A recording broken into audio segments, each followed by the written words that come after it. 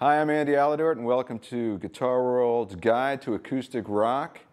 I've been one of the editors of Guitar World for the last 15 years, and I've published hundreds, if not thousands, of transcription books and done a lot of interesting instructional articles with some of the greatest guitar players. It's been a great pleasure to do that with Eddie Van Halen and Steve Morse, Steve Ray Vaughan, Joe Perry, all kinds of different people. I also play with Dickie Betts of the Allman Brothers and his band Dickie Betts and Great Southern, and I oftentimes do these Jimi Hendrix tribute tours, playing with Mitch Mitchell and Billy Cox, who played with Jimi Hendrix, and Buddy Guy, Hubert Sumlin, Mick Taylor, all kinds of different people. All right, the first thing you need to know to get started playing acoustic guitar and rock music is you need to know your first position chords. Playing with Mitch Mitchell and Billy Cox, cowboy chords from Jimi Hendrix, Cowboys that played chords like Buddy Guy, Hubert Sumlin, Mick Taylor, all kinds of different people. First position chords. All right, the first thing you need to know to get started with a G major chord guitar and rock music is you need to know your first position chords. Playing with Mitch Mitchell and Billy Cox, cowboy chords from Jimi Hendrix, Cowboys that played chords like Buddy Guy, Hubert Sumlin, Mick So let's Taylor, start all with kinds you of could different also play people. the C chord. First position chords. All right, the first thing you need to know to get started G major chord add rock music is you need to know your first in the bass, position chords chords with with Mitch Mitch Mitchell Mitchell and and Billy Billy Cox, Cox, C chords from Jimi Cowboys that played chords like Buddy this. Guy, You have a D Sumlin, chord, Mick so let's Taylor, all start. kinds You of could also different play the people. C chord. First position chords. We could Drop drop it it in in third in the chord. It's called third in the bass, because F sharp's the third of D. So I'm doing that with my thumb, second fret. Then we have an F chord, which could also be played like this. Just as we had done with the C, we use our ring finger to put a fifth in the bass for the F chord, which fills out the sound of the chord. Then we have an E chord and an A chord, which could also be fingered like this.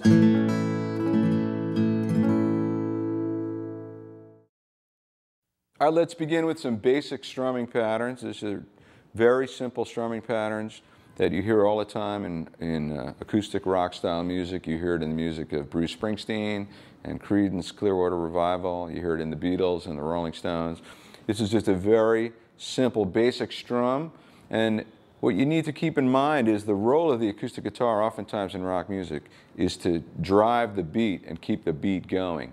So the way to do that when you play acoustic guitar is you need to consistently strum down, up, down, up, down, up, down, up, down, up with your strumming hand. And then if you want to have moments where the chord is not heard, sounds in between, there are techniques involved to stop the sound of the chord. So we're going to get into that. But first, here's your first basic strumming pattern. And this is going to be a chord progression in the key of G, and we're going to use the chords G, C, and D. 1, 2, 3, and...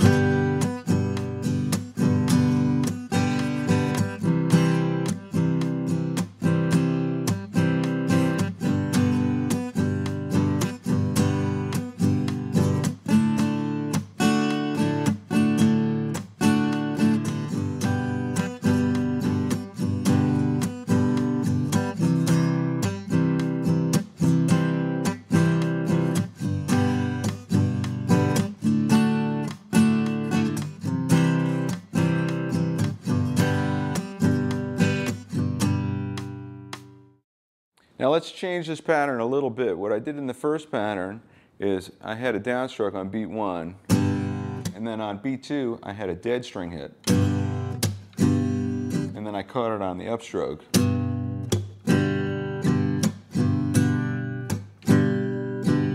So down, down, up, up, down, up, down, down, up, up, down, up, down. And what's happening here is on beats 2 and 4, I'm hitting a dead string accent, which if you were playing with a band, that's where the snare hits would be, and it accentuates the drive of the beat and the snare hits. So the way I do that is my right hand comes down and the pick goes across the strings, but simultaneously my palm lands on the strings to create the deadened sound.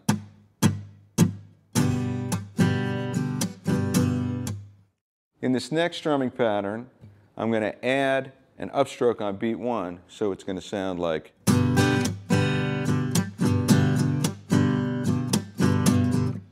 So it's a little bit busier, but again, the most important thing to keep in mind is to have solid time and lock into the beat. And you're going to hear stuff like this and strumming patterns like this in the music of Bob Seger and John Mellencamp, and just straight, typical country, folk, Americana type rock. 1, 2, 3, and.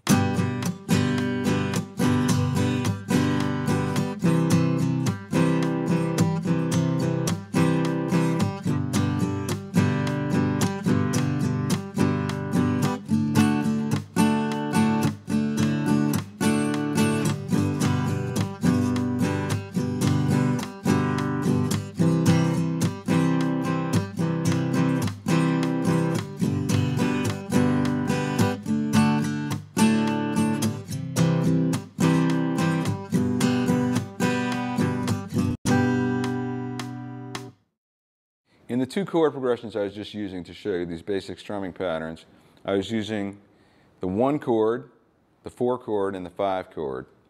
And it could be referred to as a 1-4-5 chord progression because those are the chords that it uses. Now you may have heard that term before, a 1-4-5 chord progression, and said to yourself, what does that mean? Where does that come from? So where that comes from is the key, whatever key you're in, that's the 1, and then if you follow the structure of the major scale in that key, each of the scale degrees represents a chord that's relative to its position in the scale. So to illustrate that, if I were to play a G major scale, G is the root note, here's the scale.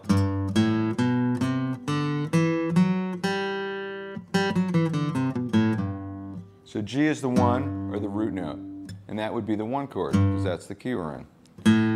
A is the 2nd note in the scale, so that's the 2nd scale degree, and that's the 2nd in the key of G. B is the 3rd note, so that's the 3rd key of G. And C is the 4th note in the G major scale, so that's the 4, that's known as the 4. So when we have the 1 chord G, the 4 chord would be a C chord. And all the chords we're playing are just straight major chords. The 5th scale degree, 1, 2, 3, 4, 5, is a D. So if you play a major chord with that as the root note, that's known as the 5 chord. So we have the 1 is G, the 4 is C, and the 5 is D. Now chords could be built from each of the scale degrees, and we're going to get into that in a little while. And that gives you the structure of chord relationships that work within a key, and you'll hear more chords used in all kinds of different songs other than the 1, the 4, and the 5. But for our purposes right now, we're sticking with the 1, 4, 5. Now if you were to solo over that, either one of the basic strumming chord progressions I played earlier, a good way to start is to look at what's known as the G major pentatonic scale. That's a 5-tone scale. Penta means 5, tonic tone, 5-tone pentatonic scale, and it's a major pentatonic, so it has a major 3rd in it. Here's how you play that. So this is G major pentatonic. I'm using open strings.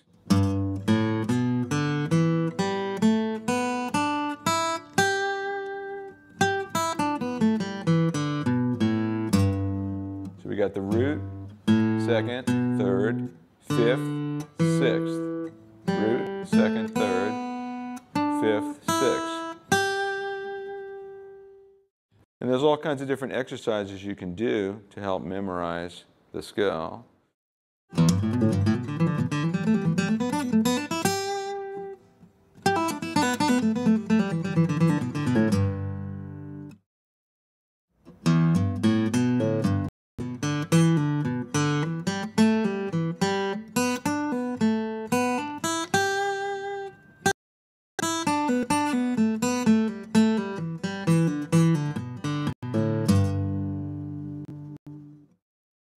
now here's a closed position of G major pentatonic, meaning that we're not going to use openings.